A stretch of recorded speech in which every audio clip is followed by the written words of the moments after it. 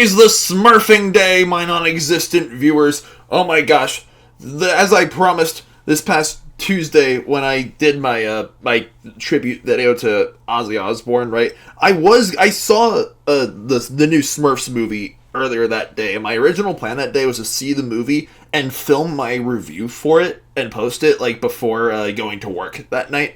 But I literally, as soon as I got out of the theater, right, as I said in my Ozzy tribute video, like I just like opened up my phone and like immediately got the news, the horrible news that we lost Ozzy Osbourne of Black Sabbath, and like just like that, like all the anger and like frustration that I had like towards Smurfs kind of just devolved into sadness. That's why I made my tribute video that day instead of like this video that I'm filming right now. And also the past 2 days, I really just wanted to like plow through, like just get the photo montage and I've made for all my photos I've taken at the zoo since November, and post it before the end of National Zookeeper Week, which is today. So now that I've taken care of both those things, today we burn some trash. This is not a review. This is a rant for a 2025 Smurfs film. Like, who the Smurf asked for this? Wait, who wanted another Smurfs movie? Because the last Smurfs film we got back in 2017, Smurfs: The Lost Village, wasn't even a financial success. And Peyo basically parted ways with Sony, and now Paramount owns the rights to, or like made this film, right? And like Paramount learned from none of the mistakes that Sony made, both with Lost Village or the 2 live-action Smurfs films we got back in the early 2010s. Oh my gosh, I so regret taking my mom to see the 2011 Smurfs film back when I was like an incoming 7th grader, I believe, in middle school. Like, oh my gosh, those movies were just like, were abominations. And Smurfs: The Lost Village was just really just forgettable, and again, it was just like, hey, an all-animated Smurfs film was a good idea in practice. This film does both.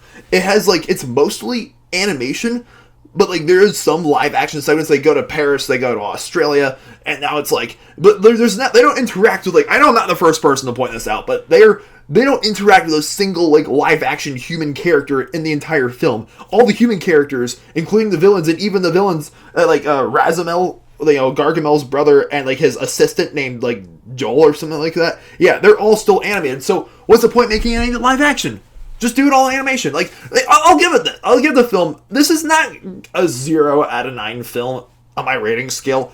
It's more like a 1 out of 9 because there's one scene where Smurfette and the no-name Smurf like go in and out of these different animation like, you know, styles. It's like multiverse little thing, which I thought was kind of cool. I appreciated different art styles and things like that. Like, but there's just so much that happens throughout the film that just makes no sense. Like, I saw the trailers for this film, and like everyone else, I was just like, oh my gosh, this looks horrible. This whole marketing, it just revolves around Rihanna voice acting Smurfette, if you can even call it voice acting, right? But Smurfette actually kind of takes a backseat to the no-name Smurf, which is this really cliche. This film is bombarded with genre cliches, but still, it has like, it has James Corden, James Smurfing Corden. Oh my gosh, I can't stand that guy. I know that's not a hot take. Like, nobody respects James Corden after how bad of a person he is off-set, but it's just like, his voice was just like, it's this really cliche sort of like, ooh, I have no identity, I'm so different. It's like, oh,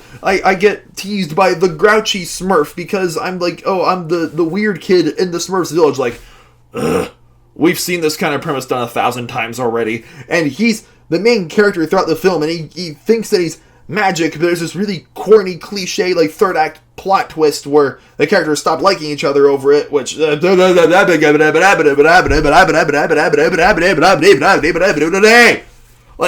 just, I like this film's like, I think an hour and a half more or less, right? It still felt longer than that, and it's a musical. Like I said, Smurfette, you know, is voiced by Rihanna. She's worked on the soundtrack, but I can't remember a single song from this film. Heck, I'm like kind of scrambling to put this video together, and I honestly am starting to forget the film already. It's just, it's so pointless. Like, and I like, even though like it's made by Paramount, I wouldn't even like, I have Paramount Plus.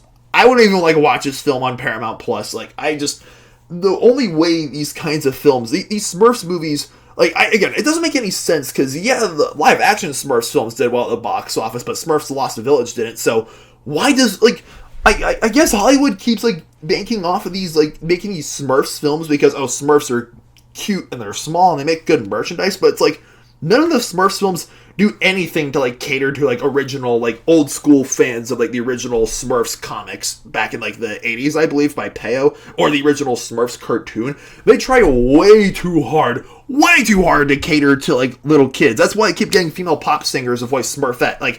Some of you kids might not have been born yet, but I remember when Katy Perry voiced Smurfette in the the two live action Smurfs films, and Demi Lovato voiced Smurfette and Smurfs The Lost Village, and now we got Rihanna. It's just they keep trying to cater to younger audiences while doing nothing for the adults. And even the kids in the theater I went to, even they seemed bored by the film. And there's no humor, there's nothing was funny to this film. I think I laughed a few times, but not because of the film itself was being funny or making me laugh. It was more an insanity laugh. Anyways, yeah, that's gonna do it for this video. I feel at this point, I feel there's nothing else I could say about this film that has been said 100 times on other YouTube videos within the past week. So yeah, just as of now, The Smurfs is my pick for the worst film of 2025.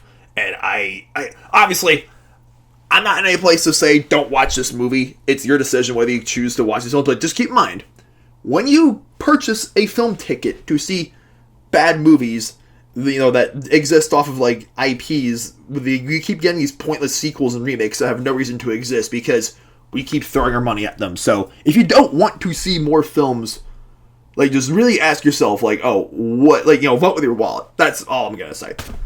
Anyways, that's gonna do it for this rant video. I'm gonna go outside now and clear my head and draw some more pictures at a coffee shop or someplace like that. Thank you for watching this video, and if you enjoyed it, hit that thumbs up like button, please. And if you've seen the Smurfs film, let me know what you do. Do you agree with me? Do you agree with this rant video? Do you think it's as bad as I think it is? Or do you think I'm crazy and I actually think it's an underrated masterpiece? Let me know in the comments down below, or anywhere in between. Let me know in the comments down below, and yeah, have a good day. Stay peacefully.